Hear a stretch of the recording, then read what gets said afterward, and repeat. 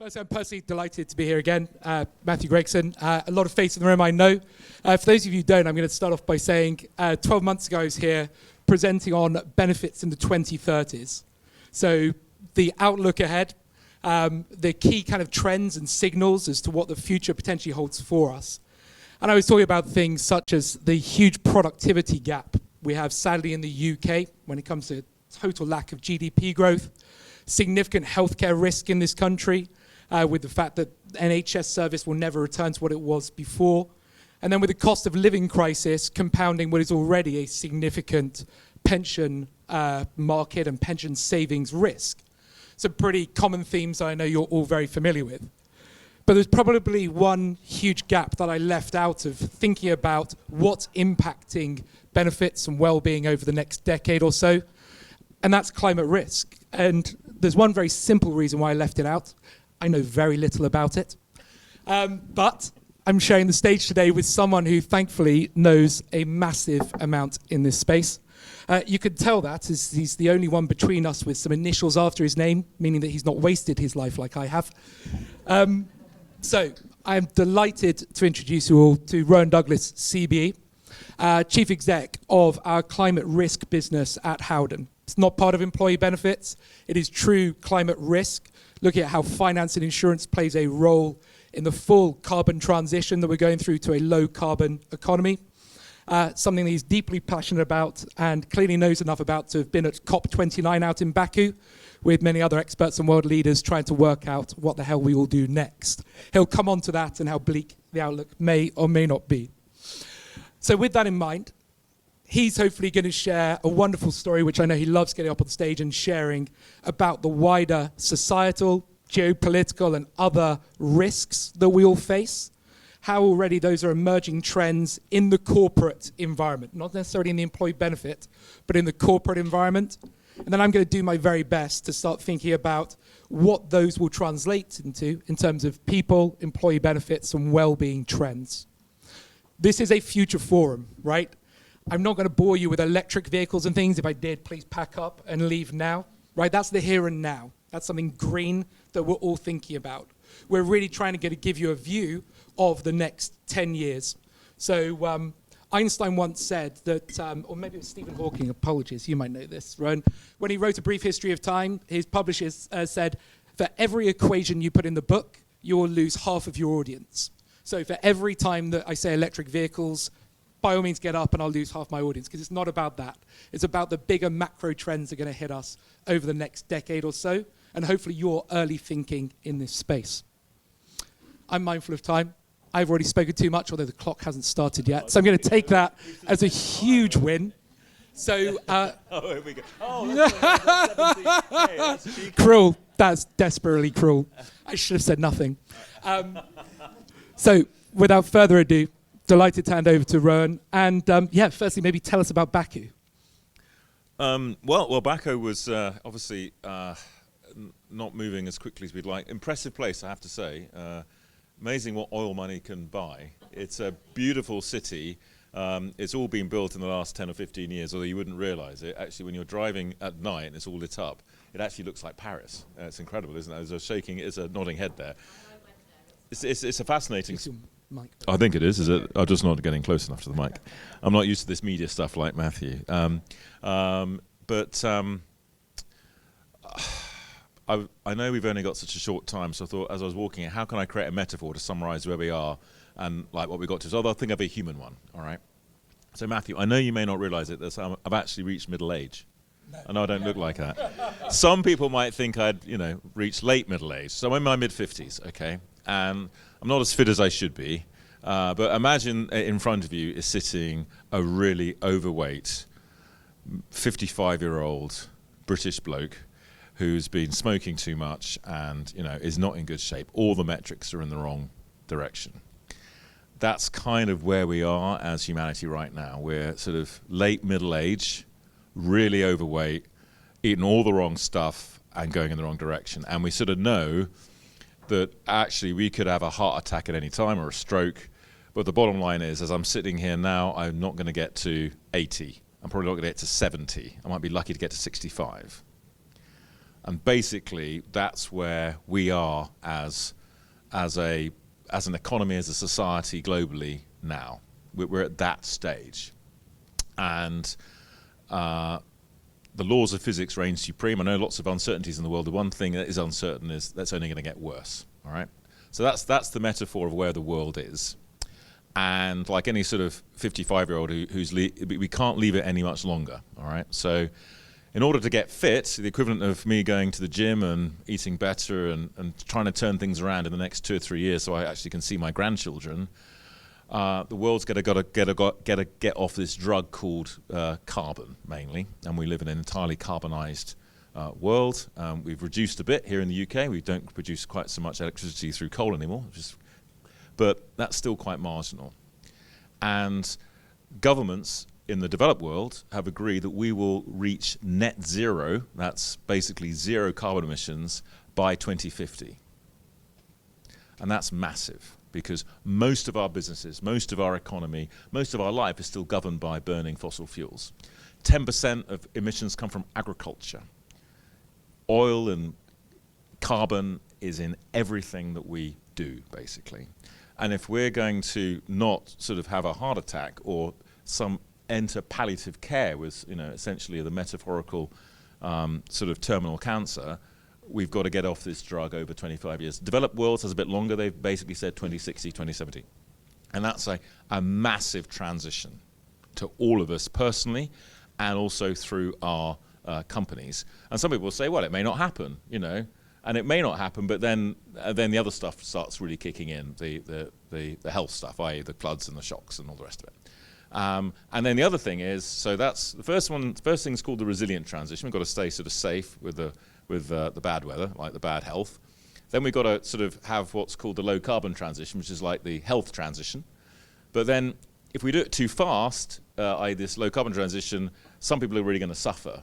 Some people who work in the wrong industries suddenly through no fault of their own are going to lose their jobs and lose their income, or if they live in the wrong part of the world, they're going to get sick. We'll come on to that in a minute.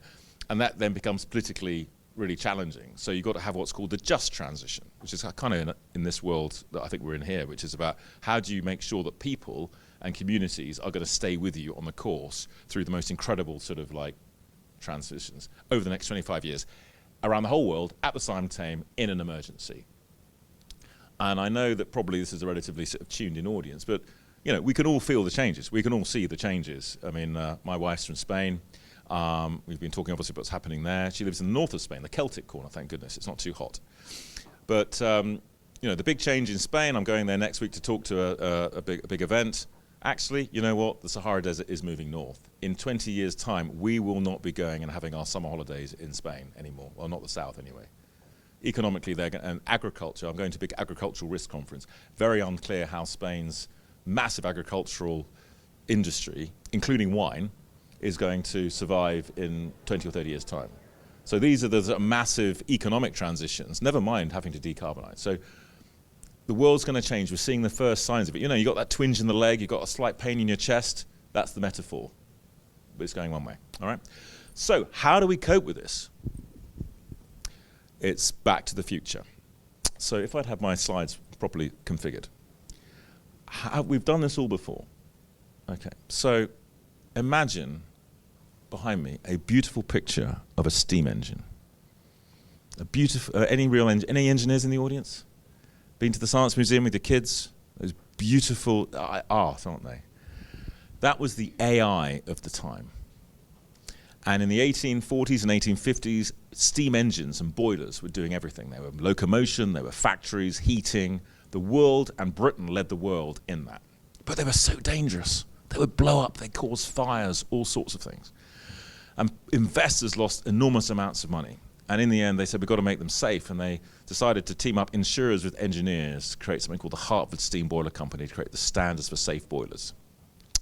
And the boiler maker said, okay, you have this insurance, and then you can have insurance, then you can have investment. So in order to get fit quickly, we got to decarbonize quickly. And that happened, ironically, 150 years ago when we went into the carbon revolution. And boilers suddenly became safe and investable, and that's what led to the massive industrialization here in Britain and around the world. It wasn't just the invention, it was making it safe and making it investable, and that was through insurance. So then, everybody suddenly got rich and moved to cities because that's where all the jobs were. If you look at your history in the 1870s, 1880s, you had these massive fires in America. Chicago, there should be a nice picture here of Chicago burning twice in 15 years. New York. It's a bit like the challenges we have with climate change now. It was insidious and everywhere. And these investors are losing money, hundreds of thousands of people losing their lives. And these investors went to a weak Washington 10 years after the Civil War and said, we can't go on like this. We need insurance. And so we can sort of not lose money. And the insurers were respected in the time. Benjamin Franklin was an insurer. And they said, well, it's very dangerous, it's going to be expensive. And they did their homework. And they said, well, you can have your insurance, but you need your zoning laws. And we need your building codes. You need a fire department every 5 miles. You need to share the risk around the world through this incredible invention from Cologne called reinsurance. And they said, but we can't do that. That'll cost money. That's what they say now. That's like climate adaptation. Costs money. They said, well, if you can't do that, the insurance won't be sustainable and it won't be affordable. So they made these changes, and through the boring rules of insurance, which dictated where investment went, urban morphology, the shape of cities, over the next 50 years was transformed automatically through the retraining the invisible hand. So that by the 1920s, outside of warfare, urban fire was forgotten. So that's what we would call the resilient transition. So then, jobs, safe cities, everybody moved to the cities even more from the countryside. And guess what? They moved to precarious jobs in factories and businesses and all the rest of it. And they started sort of lost their links to their families back in Shropshire or Wisconsin, wherever they came from. And there was social dislocation and precarious jobs. And then there was a world war, and then there were depressions. Does that ring any bells? And then you had an unjust transition. And then you needed to have a revolution. In Britain, it was Lloyd George and Churchill working together in the early 20th century to create social insurance systems in the UK. You had the New Deal in America with FDR. Then you had Beveridge writing a book called, a pamphlet called Social Insurance and Allied Services, which was the basis for Attlee's post-war settlement and the welfare state and everything we've lived in since then. So over a period of 100 years, from the 1850s to 1950, the world was transformed through the institution of insurance, which one way or other we're all part of, whether we're in the industry or actually as taxpayers, or people who use insurance, which is the ultimate community product. It's an incredible thing. Insurance basically means we will put money into a pot and have no guarantee we'll get anything back, but if defined events occur, we will have a duty to each other to have that money. But to make that pot sustainable, we have to sort of have a relatively safe environment. We need to learn that lesson to undertake this low-carbon climate transition globally fast. We don't have 100 years, we have about 5. So the exciting thing is that much of this is back to the future. And the industry that we all work in, either directly or slightly tangentially, is at the heart of it. All of our, we're going to go through, all of us, and particularly those with international responsibilities, are going to face all sorts of physical challenges for our workforces as well as ourselves. We are all, as companies, going to have to go through this incredible transition because it is the invisible hand of capital which is being used to direct where the investment is going to go. So all of us having to disclose our risks. Most companies in the UK now will have to create transition plans to say they will be sustainable and viable as businesses over the next 25 years to a net zero economy. Not good if you make diesel engines in Wales. And investors will now begin to allocate capital to where it's going to be most attractive over that period of time. So suddenly, that transition becomes important, including the workforces we have. Will they have the right skills to be part of that transition? And our emissions as companies will also probably be understood in terms of the emissions of our employees as well, and how will we help them through this transition as part of essentially our supply chain. So this is a big change, but what I'm excited about, and particularly working at Howden, is we've seen my world is natural disasters and reinsurance. But ultimately, it's all about people. And what excites me about the work we're doing with Matthew and the team and Robbie at the back is actually, this is all about people. We're not going to make the transition unless we actually have the people in the right jobs and the right roles and the right skills and politically and socially sort of enabled to be part of this transition. If not, we're not going to make it, and we're all not going to make it. So I'll pause there because the clock's getting down to 6 minutes. No, thank you. So Was that helpful? Okay, great. that was just the introduction, and we've got 5 minutes to go. So we'll see how we do. You have the two most verbose men in the world here. So no, but thank you. To your last point on the skills piece, translating into our world, this was the first thing that we wanted to touch on about the major themes that are coming through. Because as people leaders, the biggest responsibility, or the first responsibility I think we take on, is to ensure that our EVP, right, our brand that we push out to candidates we want in the market, is compelling by the standard that they set for themselves, right? So there's a candidates market in which they get to decide where to work. And now, the statistic is that 97% of Gen Zers, and then it's alphas coming next, right? So that's going to go towards 100%, I'm sure, are saying that one of their key criteria for where they would choose to work is based upon social purpose and understanding of and positive impact on social matters, including climate. That's particularly important, as I think of a first thing that no doubt many of you are already thinking about, but the transition we think we're going to see over the next 10 years is away from being a bank that does green initiatives, can be seen as greenwashing at times, right? Or a technology company that makes sure it operates various green initiatives, to being a green bank, a green technology company. That employee value proposition we have to put forward, first and foremost, creeping rapidly up the agenda, is the desire for candidates to work in a business that shares that sense of purpose in this space. And the reason we say that as one of the big themes to take from today is, if you're looking at the chief exec, whose job it is, as Rowan's already said, to raise capital, and capital will only be raised by businesses that can prove these credentials, then similarly, in order to attract skills, just the way that we need to attract the capital, we as people leaders need to ensure that same message we're delivering to market through a people lens mirrors the message that's being delivered to investors, as we want to raise capital through a financial and through a markets lens as well. No doubt many of you are already doing it today, but there's no doubt there will be a more stringent demand and even greater proof that only those that can align that kind of EVP people strategy through climate and other ESG lenses will succeed in attracting the long-term capital that they need to grow, diversify, and change. So right now, if you're a people leader who's not putting that message into your proposition and hitting that home to talent you want and have, then you need to start doing that, because that will become a big demand.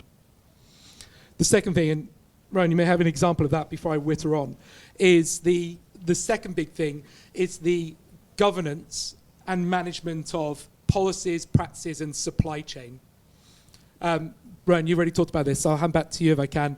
In terms of targets and ambitions that corporates are already aligning to say that ethically the way we run our businesses is becoming more and more climate compliant, if you like.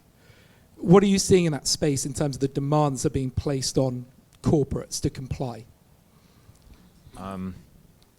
If I give one recommendation, everyone basically here is from a UK company, and they have international, but it's basically a UK mainly audience, isn't it? So Google, Treasury, HM Treasury, transition task force and transition plans. And basically it's the requirement that the Treasury is now putting, certainly on all listed companies, it will go beyond that, to demonstrate their transition both to low carbon and resilience over the next 25 years. It's a mandatory requirement. And that's a transition in your operations, in your supply chains, everything.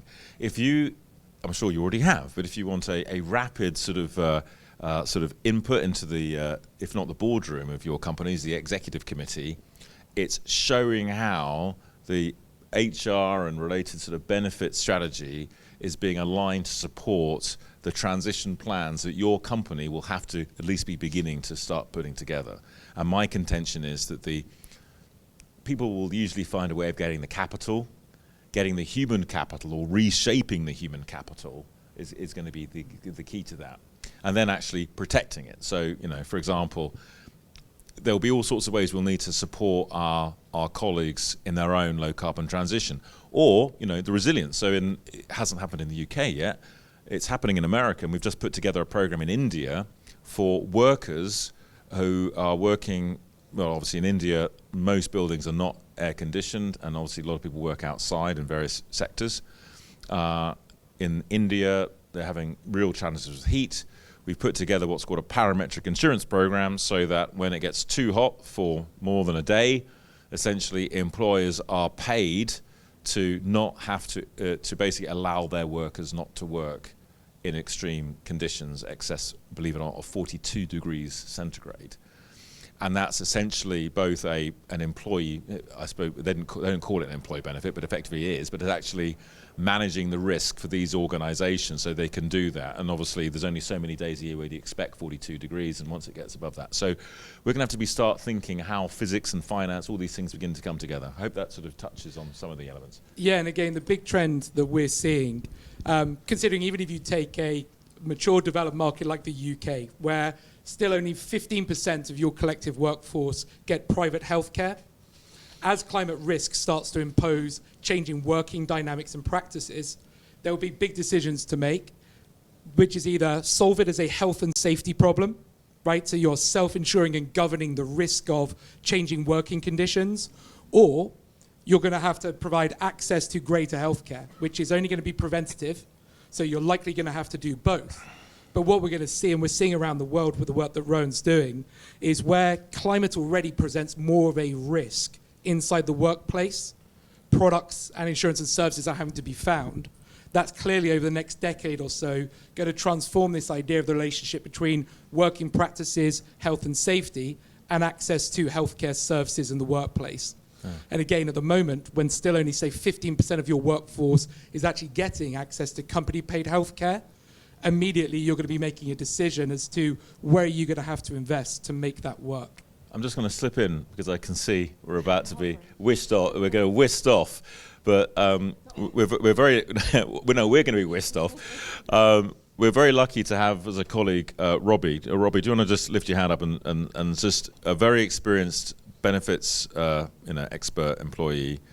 And I've been at Howden just over a year, 18 months or so. I've had many brilliant gifts since I come to Howden. One of them is Robbie. He's just been appointed to our team, essentially, to focus absolutely, exclusively and explicitly on how the world of benefits and benefit services in the UK and around the world, how we can inform benefits packages and strategies, whether it be green benefits or whatever, to obviously the needs of now, but the needs. So if you've got any interest in this, we are absolutely shameless at assimilating the best kind of community and working groups to develop this, because we can't do it ourselves alone. We really want to see how benefits can play its part in this transition, because we all believe in the transition, but also, obviously commercially. So if you're interested in this, come and see us, but really go and see Robbie, who's actually much more interesting as well. So Robbie, thanks so much for being with us today.